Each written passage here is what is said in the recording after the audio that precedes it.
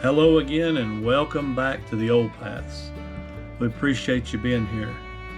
We are so thankful for all your support, everything you guys do. We love all your comments, all your questions, everything that you say down in the comment section. We love it. We really appreciate you watching, subscribing. If you haven't done so already, please go subscribe to the video. It's free. Like it and follow along with this journey on the Old Paths. So stay tuned. We'll show you what we sold. Talk about our topic. Is it worth it buying cheap items? Stay tuned and we'll talk all about it. Okay guys, let's see what sold today. We have a grand total of 10 orders going out the door for $318.60. And that is one day of sales, so pretty good one day of sales. Starting off in A1 right behind me, we sold a proof coin set. This box is full of stuff. We just loaded it full Chucky mask. There's all kinds of stuff in here, but these proof coins, some of these come from Nathaniel over at Lucky 7 Auction. Let's see, I believe that's it right there. 1971 proof set. Yeah, that's it. 1971 proof set. That sold for $12.99. And they're easy to pack, easy to ship. So that goes right along with, you know, our cheaper items worth selling on eBay. And if you sell enough of them, they definitely are. All right, next we have a Guitar Hero for the PS3 Les Paul wireless receiver dongle, the Red Octane model. That is an F1 right here, and it's right there. Just recently put out a short and included this as one of the items to be on the lookout for. These come with the guitar in the box that you buy the Guitar Hero, whatever guitars you buy. They come with these plug-in dongles. This one's for the PS3. But they're really good, and these have a lot of resale value. This one sold for $44.99. So if you see just that, don't think that you can't sell just that. You don't have to get the guitar sometimes. All right, next up we have in G4. This is a Tanya item. It's called a Crocodile Big Bite Punch crafting thing. It looks like a staple gun, but it is in G4. Let's see how, right there. It's pretty cool looking. Like I said, it kind of looks like a staple gun, but you put your paper in and you can select which one you want it to punch, or do you want it to put buttons on, or it's just pretty cool looking. And that thing sold for $29.99. So yes, absolutely, bread and butter type stuff here, but you sell 8 or 10 of those a day and you've made $300. Next is a Heartfelt Creations, again a Tanya item. She sells one of these like every time we film. This one is Floral Shop Fillers. Down here in J2, Floral Shop Fillers.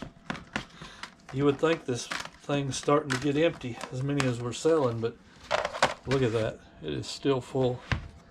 Floral Shop Fillers is right there. Another bread and butter item, $19.99. But when you can buy that much stuff, I think she gave $100, I believe, for all of them, or $90 or something like that. But like 4 of them paid it back, and then there's like 40 that'll all be profit. So that one did sell $19.99, so that was good. And you know, if you can sell big dollar items, good, but if you have to buy some stuff that's cheaper to supplement your listing habits, it's a good way to do it.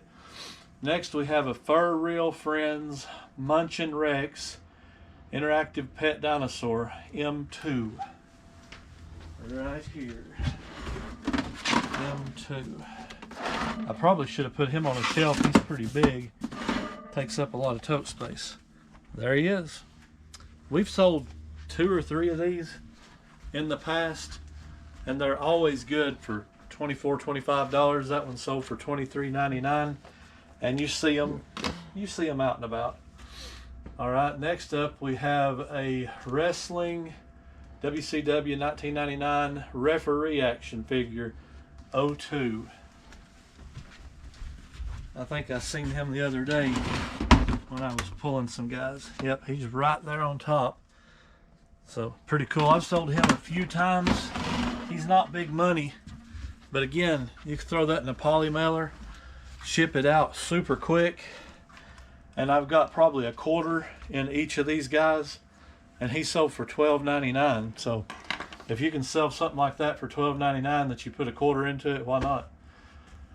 Next on rack 1, I have a baseball glove. This is a Reach Monster 40130PX on rack 1 right here. That's been there a while. Reach Monster. It's a pretty nice glove, actually. I'm surprised it didn't sell for more, but it sold for $26.99. Next, we took and we made a deal on this. A guy sent a message wanting to know if we'd take a little bit less, but we got it for like $2 or $3. So, absolutely, why not? It's a Sony Video Hi8 video camera recorder case only. It's just the case that stuff goes in. It's on rack 3. And I'm going to have to move the chair to get it out, probably. Knock everything down. There it is. Sony Hi8 video recorder. I'm going to set it over here out of the way. It's so big. And it's really cold. It's metal. But that sold for $79. Then on rack 6, Tanya sold another one of them wicker serving trays. What did I say, rack 6? Yep, rack 6. Back here.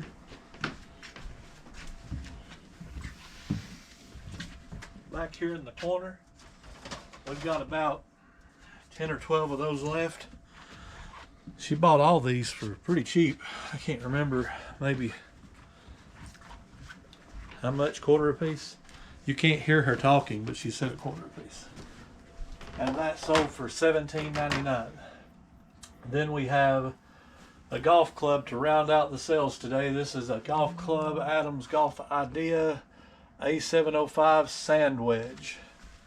So A705 sand wedge. A lot of people will actually number their clubs, and I understand why they do that. I don't do that because I don't have this holds 80 max, so I don't see the need to do that. I say that and then I'll be standing here for 30 minutes looking for this club. But it's a sand wedge and it's an Adams, so that narrows the field down considerably, or so I say. And let's see, that's the pitching wedge. There, right out in front.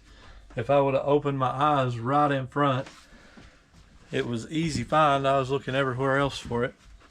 And this thing sold for $31.34. And this is a good example. That's pretty bad bread and butter, not huge. And a lot of people think, well, I couldn't ship that, because that's free shipping. But that's probably going to ship for like $8 to $10. So by the time you buy a box, they're about $2. You've got $10 to $12 in it. So there's still quite a bit there.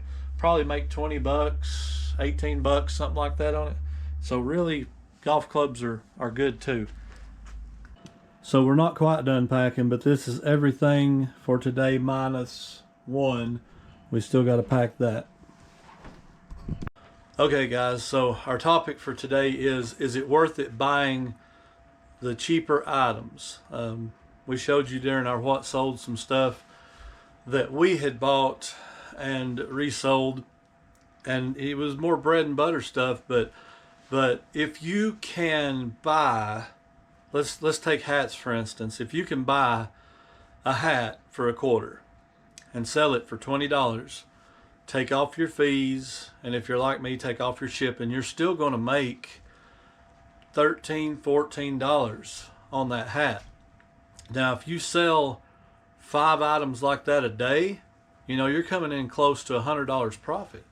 So don't overlook the cheaper stuff. Sometimes that bread and butter stuff can really add up and bring your total dollar amount quite a bit higher.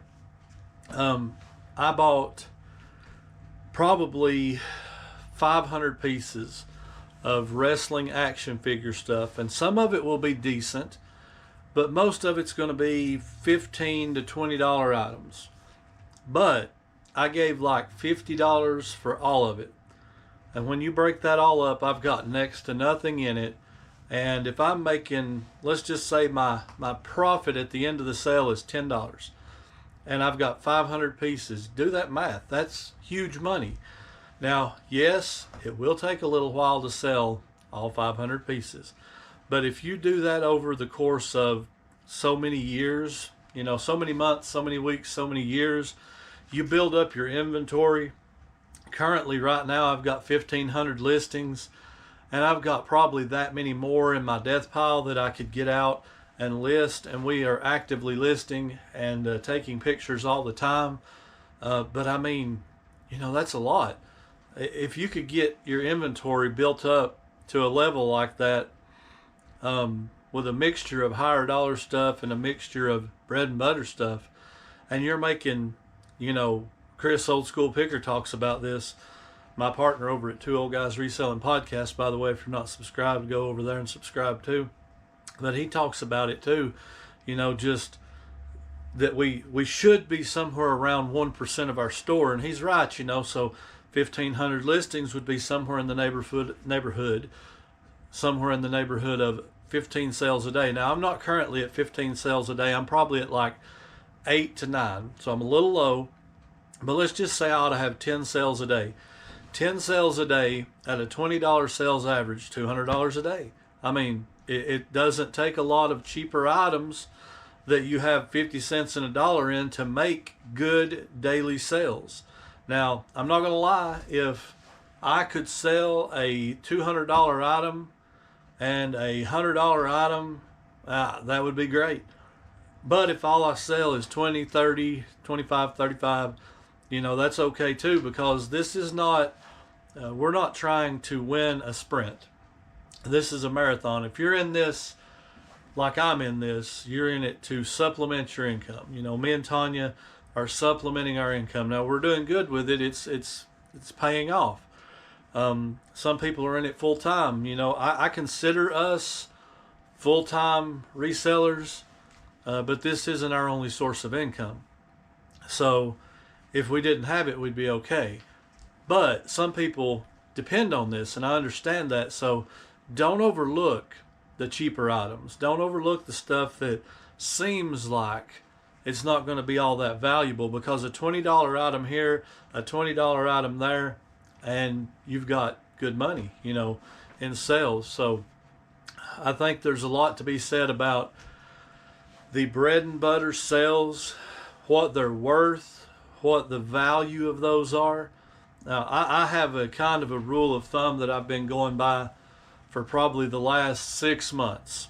I don't list anything on eBay much. I do some, but I don't list much on eBay under $14.99 total. And that is pretty much going to be stuff that can go ground advantage under a pound. That's going to be like $3.50 to $4 ship total. And that will net me like a $8 to $10 sales profit, usually $9, something like that. So really, in truth, it's probably about a $10 and above. But I have listed a few things cheaper, because, you know, if you can list something for $9.99, ship it out and make $5 real quick, why not?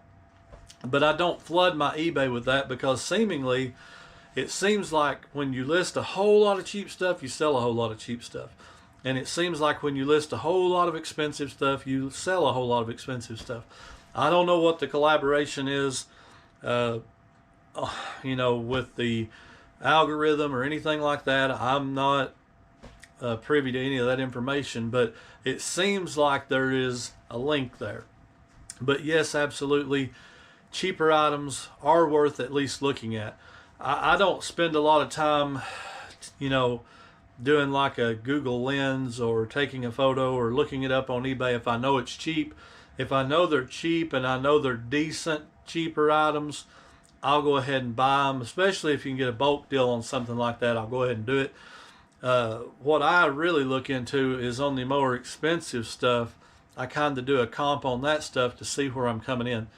But, you know, to each their own. We've talked about it in the past that you've got to operate your eBay business, your reselling business, the way you feel comfortable doing it and the way it benefits you. You can't say, I'm going to copycat Caleb and Tanya and take their business model. It may not work for you. You know, you may say, that's not working. And, you know, to be fully transparent and fully honest, there are some items still yet in this store that were bad buys that we're going to make a couple, $2, $3 when they sell. I'm going to go ahead and leave them up because they're listed and because they'll make a couple of dollars. But if I had to go back and buy them again and take pictures again and list them again and all that, I probably wouldn't do those items. But the ones that will bring me $10, you know, $8 to $10 to $12 to $15 all day long. Because if you can take a time period and list, say, 20 items, and they were all worth $20, well, there's a good day's worth of listings.